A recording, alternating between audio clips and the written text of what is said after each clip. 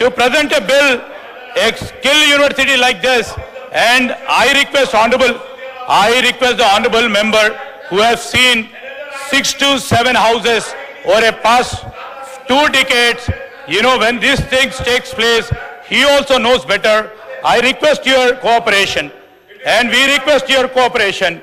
Even though our opposition members are not cooperating, I request the honorable member, Owaisi Saab also, to tell them, sir, you please tell them. Sir, you please tell them. Yeah, we please tell them to say, go back to their seats. When the opportunity is being given by the honorable speaker to them, they can express their views. They can express their opinions. This is what our stand is, sir. Gaurav Mukhyamantri garu. Speaker sir, ఈరోజు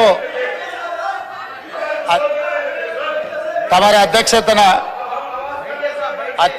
అత్యంత కీలకమైన ప్రకటన చేయాలని రాష్ట్ర ప్రభుత్వం భావిస్తున్నది. కొన్ని దశాబ్దాల నుంచి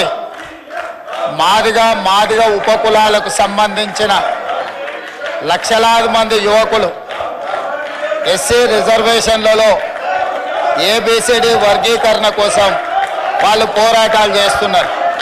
27 సంవత్సరాల నుంచి ఉమ్మడి రాష్ట్రంలో కానీ ప్రత్యేక తెలంగాణ రాష్ట్రంలో కానీ ఏబిసిడి వర్గీకరణ మీద మాదిగ ఉపకులాల యువకులు పోరాటాలు చేయడం జరిగింది. వారి పోరాటాల ఫలితం ఒకనాడు ఇదే శాసనసభలో మాదిగ ఉపకులాల వర్గీకరణ కోసం వాయిదా తీర్మానం ఇస్తే నాతో పాటు ఆనాటి శాసనసభ్యుడు సంపత్ కుమార్ను కూడా ఈ సభ నుంచి బహిష్కరించడం జరిగింది.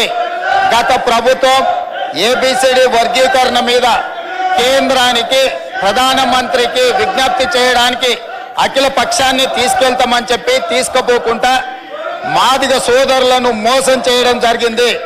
కానీ డిసెంబర్ 3, 2023 నాడు ప్రజాప్రభుత్వం బాధ్యత తీసుకున్న తర్వాత తక్షణమే మా ఉప ముఖ్యమంత్రి గారి సూచన మేరకు మాజీ ఉప ముఖ్యమంత్రి ప్రస్తుత మంత్రి దామోదర్ రాజనరసింహ గారి నేతృత్వంలో మా శాసనసభ్యులందరినీ అడ్వకేట్ జనరల్ని ఢిల్లీకి సుప్రీంకోర్టుకు పంపించి న్యాయ కోవిధులతోని చర్చించి సుప్రీంకోర్టులో బలమైన వాదనను తెలంగాణ రాష్ట్ర ప్రభుత్వం కాంగ్రెస్ ప్రభుత్వం వినిపించడంతో ఈనాడు సుప్రీంకోర్టు మాదిగ ఉపకులాల వర్గీకరణకు అనుకూలమైన తీర్పునివ్వడం జరిగింది.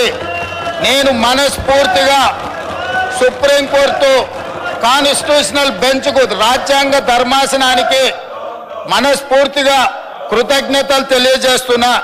7 మంది జడ్జిలలో 6 మంది జడ్జిలు రాష్ట్రాలకు ఏబిసిడి వర్గీకరణ చెయ్యడానికి అనుమతి ఇచ్చింది. తెలంగాణ రాష్ట్ర ప్రభుత్వం తరఫున నేను స్పష్టమైన ప్రకటన చేస్తున్నా. దేశంలోనే అందరికంటే ముందు బాగానే నిలబడి తెలంగాణ రాష్ట్ర ప్రభుత్వం ఏబిసిడి వర్గీకరణ అమలు చేసే బాధ్యత మా మిత్రులు మా మంత్రివర్గ సహచరులు మేమందరం తీసుకుంటాం. అవసరమైతే ఇప్పుడు ఇచ్చిన ఉద్యోగ నోటిఫికేషన్లలో కూడా వర్గీకరణను అమలు చేయడానికి అవసరమైతే ఆర్డినెన్స్ తీసుకొచ్చి మాదిగ సోదరులకు న్యాయం చేసే బాధ్యత మేము తీసుకుంటాము.